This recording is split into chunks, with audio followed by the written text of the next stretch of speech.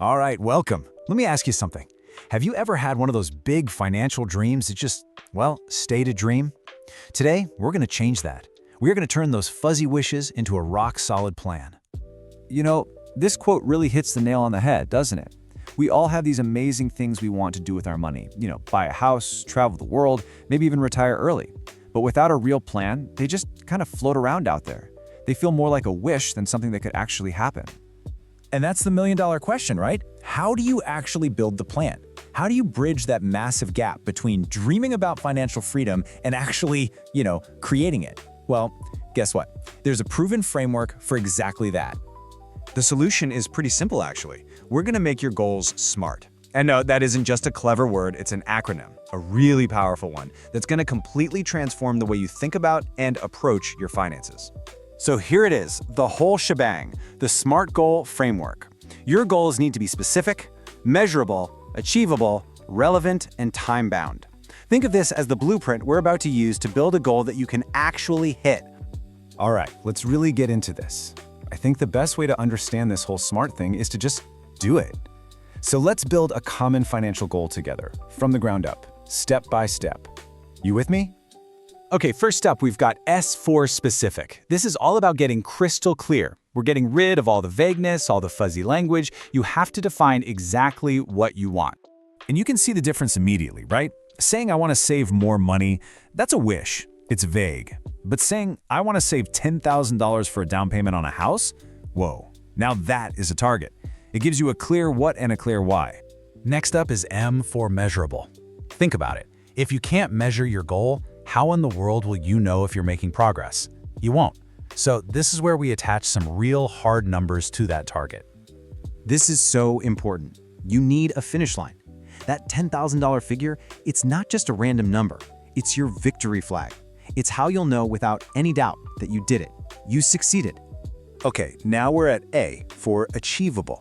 This one's the big reality check. It's all about being ambitious, for sure, but also being super honest with yourself about what's actually possible for you, right here, right now. And this is absolutely crucial. A goal should stretch you, push you a little bit, but it shouldn't feel impossible. For example, if you make $3,000 a month, trying to save $10,000 in 2 months, yeah, that's probably not going to happen. But over 2 years, now that starts to sound a whole lot more achievable, doesn't it? All right, let's talk about R for relevant.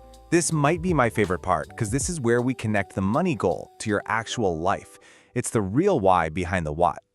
See, this step makes sure you're not just chasing some random number you pulled out of thin air. If buying a house truly lines up with your deeper values, things like security, stability, building wealth for your future, then you're going to be so much more motivated to actually stick with the plan. And last but definitely not least, we have T for time-bound. This is the secret ingredient that lights a fire under you. Because let's be real, a goal without a deadline, that's just a recipe for I'll start tomorrow.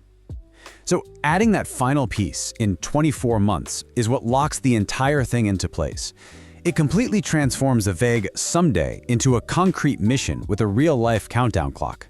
Now it feels real, So we built this awesome structure for our goal, but a structure is just an empty shell without any fuel.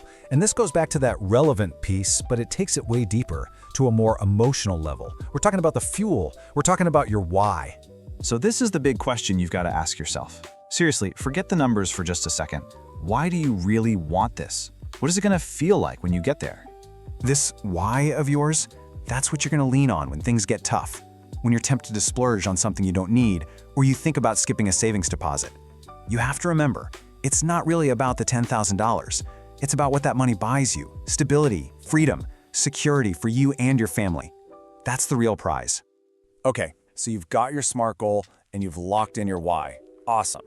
Now let's take this big, kind of scary goal and make it feel way less intimidating. We're going to break it down into a simple, actionable plan. I mean, look at a big number like $10,000. It can be totally overwhelming, right? It feels so far away that it's easy to just throw your hands up and think, there's no way I'll ever get there. But we can fix that feeling with some super simple math. And this is the magic of breaking it down. All of a sudden, your goal isn't save $10,000 anymore. It's save about $96 this week. See? Doesn't that feel way more doable? It literally transforms what feels like an impossible mountain into a series of small, easy, manageable steps. So let's just recap for a second. A SMART goal isn't a wish, it's not a dream.